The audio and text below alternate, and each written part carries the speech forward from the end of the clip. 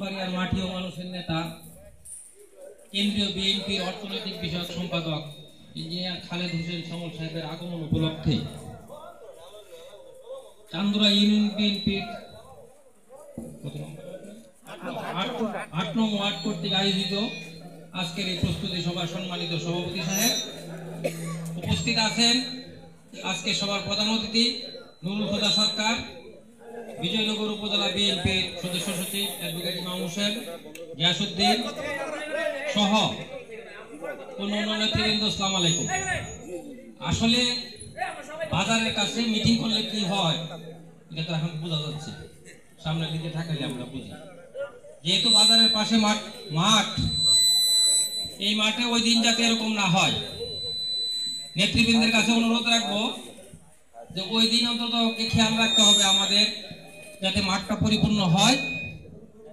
কারণ এই চান্দুরার এই জনসভায় ওই দিন আপনাদের যে নির্যাতন হয়েছে গত 16 বছর যাবত, এই চান্দুরায় এসে আমরা যেমন বসতে পারি নাই, আর আমাদের বিরুদ্ধে আসলে তেমন একটা মামলা অন্যখানে হয়েছে, কিন্তু চান্দুরার মামলাই হয়েছে বেশি, কম হয়েছে, একবারে কম হয়েছে। কিন্তু চান্দুরার ঘটনায় আমি এই বয়সে এসে চান্দুরাতে বোমা পোড়াইছি এবং পোস্টার পুরাইছি, আপনার ব্যানার পুরাইছি, সেটাও অ্যাডভোকেট ইমাম হোসেন সাহেব বলতে পারবো ভালো করে। আমতলি বাজারে নাকি আমি এসে বোমা পোড়াইছি, এই মামলার সারা এই হাজিরা দিতেছি বছর 18 সনের থেকে।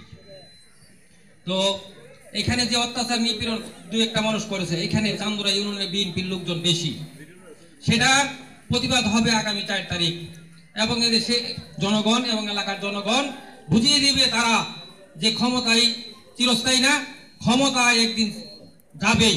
আর সেটার প্রমাণ হয়েছে এই ছাত্র জনতার গণ আন্দোলনের মাধ্যমে।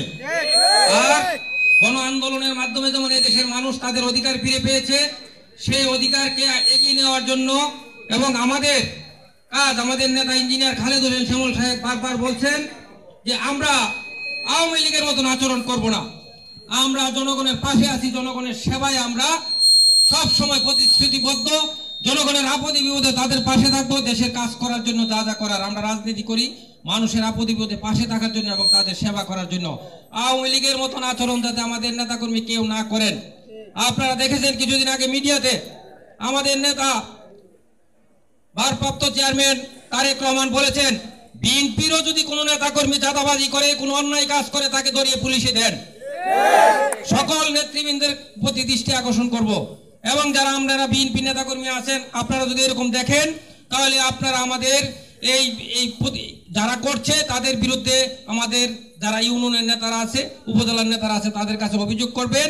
আমরা ভারপ্রাপ্ত চেয়ারম্যানের নির্দেশ বাস্তবায়ন করবো ইনশাল্লাহ। এখানের মধ্যে কোনো ছাড় নাই, আমরা জনগণের পাশে আছি। কোন আওয়ামী লীগের মতন কেউ যাতে কোনো আচরণ না করে, আর আওয়ামী লীগ থেকে আইসা আচরণ করে কিন্তু বিএনপির দোষ চাপাবে, এই ব্যাপারে কেউ সবচেয়ে সতর্ক থাকতে হবে। যারা আওয়ামী লীগের সময় আওয়ামী লীগ, বিএনপির সময় বিএনপি, তারাই হয়তো সবচাইতে এই সমাজের কীট।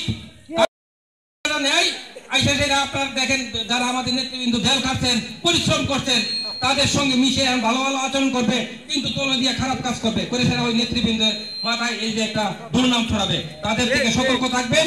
এই বলে আমি আমার বক্তব্য শেষ করলাম। আসসালামু আলাইকুম।